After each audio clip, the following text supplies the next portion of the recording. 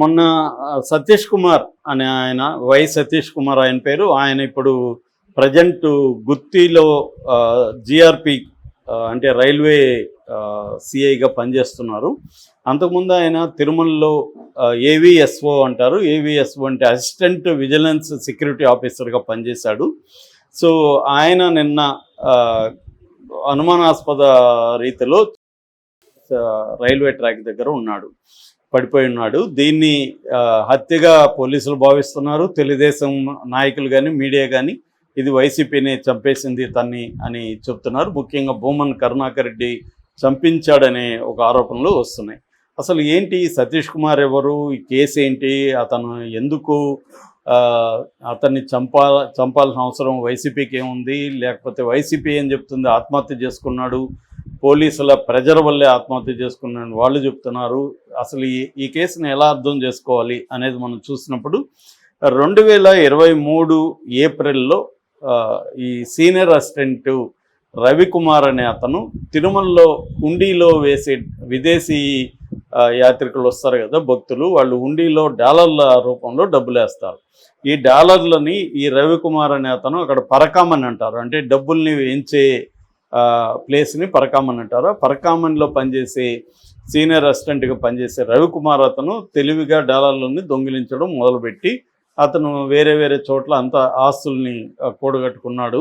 ఈ విషయాన్ని కనిపెట్టిన assistant security vigilance assistant security ఆఫీసర్గా ఉంటున్న సతీష్ కుమార్, ఆయన అంతకుముందు 2015 నుంచి 2019 వరకు పద్మావతి ఆలయంలో అసిస్టెంట్ సెక్యూరిటీ ఆఫీసర్గా పనిచేసి దాని తర్వాత తిరుమలలోకి ట్రాన్స్ఫర్ అయ్యాడు. తిరుమలలో ఇక్కడికి వచ్చాడు పరకామన్లో ఆయన పనిచేస్తున్నప్పుడు ఈ రవికుమార్ దొంగతనం బయటకు వచ్చినప్పుడు ఆయన పోలీస్ స్టేషన్లో కంప్లైంట్ ఇచ్చాడు.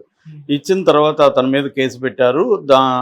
2023 మే 30న ఛార్జ్షీట్ కూడా సబ్మిట్ చేశారు. ఈ లోపల ఏమైందంటే లోక్ అదాలత్లో వైసీపీ వాళ్ళు 2023 సెప్టెంబర్ 9న ఒక రాజీకి ఫార్ములాకి వచ్చారు. అంటే ఇతను దొంగిలించినంత మళ్ళీ టీటీడీకి ఇచ్చేశాడు కాబట్టి కేసు విత్డ్రా చేసుకున్నామని అది రాజీ ఫార్ములాకి వెళ్ళిపోయింది వైసీపీలో ఉన్నప్పుడు. ఆ తర్వాత ఈ ప్రభుత్వం వచ్చింది. ఈ ప్రభుత్వం వచ్చినా కూడా దీని మీద చర్యలు తీసుకోలేదు.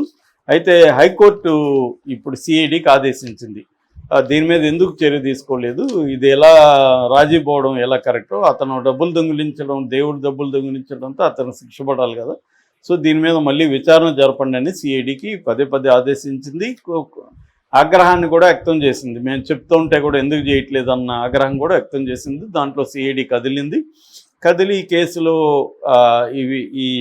ఎవరైతే కంప్లైంట్ ఇచ్చాడో అతన్ని విచారణ చేయడం మొదలుపెట్టారు వీళ్ళు.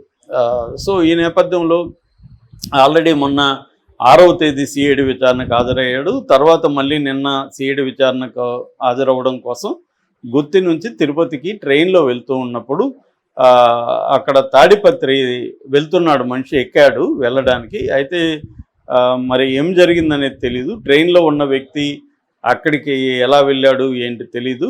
సో తాడిపత్రి దగ్గర రైల్వే ట్రాక్ పక్కన ఆయన శవం దొరికింది పోలీసులకి. సో ఇప్పుడు గుత్తి పోలీస్ స్టేషన్లో కేసు నమోదైంది. గుత్తి పోలీసులు పరిశీలించి ప్రాథమిక విచారణలో ఇతను రైలు కింద పడి చనిపోలేదు, ఎవరు బలమైన ఆయుధంతో తల వెనక కొట్టినట్టుగా ఉంది అనేది వాళ్ళు చెప్పారు.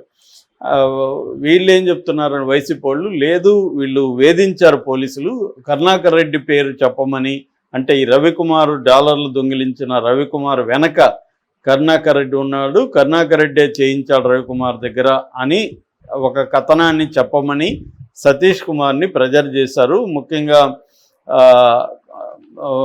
కొంతమంది అంటే ఎస్పీ గంగాధరు, తర్వాత డిఎస్పీ వేణుగోపాలు, గణపతి, వీళ్ళు పోలీస్ ఆఫీసర్లు ఇతని మీద ప్రెజర్ తీసుకొచ్చారు. ఈ ప్రెజర్కి తట్టుకోలేకనే అతను రైలు కింద పడి ఆత్మహత్య చేసుకున్నాడు. అందుకనే రైలు కింద పడడం వల్లనే